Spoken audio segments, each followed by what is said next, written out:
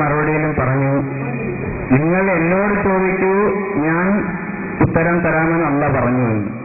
എന്നാൽ പിന്നെ നേരിട്ട് അള്ളാഹുവിനോട് ചോദിച്ചാൽ പോരെ, മറ്റുള്ളവരോട് ചോദിക്കേണ്ട ആവശ്യമുണ്ടോ? എന്നാൽ ഈ ചോദ്യം അള്ളാഹുവോട് ചോദിച്ചാൽ മതിയല്ലോ, ഇങ്ങോട്ട് സ്റ്റേജിലേക്ക് ചോദിക്കേണ്ട ആവശ്യമുണ്ടോ? ഏതായിരുന്നാലും അദ്ദേഹം ചോദിച്ചത് എന്നോട് നിങ്ങൾ ചോദിക്കുക എന്ന് അള്ളാഹു പറഞ്ഞിട്ടില്ലേ, അപ്പോൾ പിന്നെ മറ്റുള്ള ആളുകളോട് ചോദിക്കേണ്ട ആവശ്യമുണ്ടോ? മുജാഹിദുകളും ജമാഅത്തെ ഇസ്ലാമിക്കാരും ഖാദിയാനികളും അതുപോലെയുള്ള പുത്തൻ പ്രസ്ഥാനക്കാരും മുഴുവനും ചോദിക്കുന്ന ഒരു ചോദ്യമാണ്. ഇതാ സഅൽത ഫസ്അലില്ല. എന്ത് ചോദിക്കുകയാണെങ്കിലും അല്ലാഹുവോട് ചോദിക്കുക. സഹായം അല്ലാഹുവോട് ചോദിക്കുക. ഇയ്യാക നഅ്ബുദു വ ഇയ്യാക നസ്തഈൻ.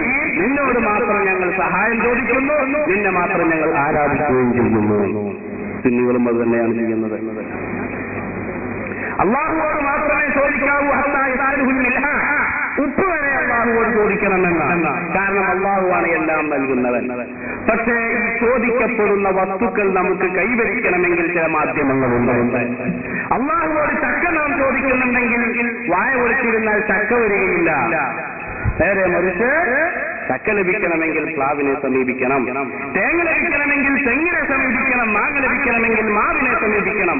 ഭൗതികമായ മാധ്യമങ്ങൾ, അതുപോലെ അഭൗതികമായ മാധ്യമങ്ങളിലൂടെ അള്ളാഹു സഹായിക്കുന്നു. വെള്ളമില്ലാതെ വിഷമിക്കുന്ന സമയത്ത് ഹബീബായ റസൂലുള്ളാഹി സ്വല്ലല്ലാഹു അലൈഹി വസല്ലം തങ്ങളുടെ വിരലിലൂടെ വെള്ളം കൊടുത്തത് കാണാം, ഭക്ഷണം വർദ്ധിപ്പിച്ചത് കാണാം, ഒരുപാട് ഹദീസുകളിൽ കാണാം. വിഷയം വിശാലമാണ്. ഏതായിരുന്നാലും പ്രിയപ്പെട്ടവരെ, ചോദിച്ചത് മഹാരഥന്മാരായ പണ്ഡിതന്മാർ പഠിപ്പിച്ചതനുസരിച്ച്, വിശുദ്ധ ഖുർആൻ നമ്മോട് അനുശാസിക്കുന്നതനുസരിച്ച് എല്ലാം ചോദിക്കുന്നത് അള്ളാഹുവോടാണെങ്കിലും അതിന്റെ കാരണവുമായി ബന്ധപ്പെടണം. ആ കാരണം ചോദിക്കലുകൊണ്ടാവാം, സമീപിക്കലുകൊണ്ടാവാം, കൈനീട്ടലുകൊണ്ടാവാം, പല രൂപത്തിലും ഉള്ളതാവാം എന്നതാണ് വസ്തുത. അതുകൊണ്ടാണല്ലോ ഭക്ഷണം നാം അള്ളാഹുവോട് ചോദിക്കുന്നു, ഇന്നാണ് റിസ്ഖൻ ഹലാലൻ തയ്യിബൻ. പക്ഷേ നാം അടുത്തത് അതിനുള്ള മാധ്യമായി നമ്മുടെ ഭാര്യമാരോട് ചോദിക്കുന്നു. നാം സാലിഹായ അള്ളാഹുവോ സാലിഹായ സന്താനങ്ങൾ ചോദിക്കുന്നു. സാലിഹായ സന്താനങ്ങൾ ചോദിച്ച് വിവാഹം കഴിക്കാതിരുന്ന സാലിഹായ കുട്ടി ഉണ്ടാവും, കുട്ടി ഉണ്ടായില്ല, സാലിഹാവും.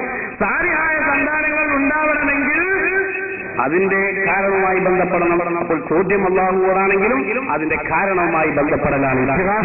അതാണ് തവസ്സുൽ, അതാണ് ഭൗതികവും അഭൗതികവുമായ സമീപനങ്ങൾ കൊണ്ടുവരപ്പെടുത്തുന്നത്.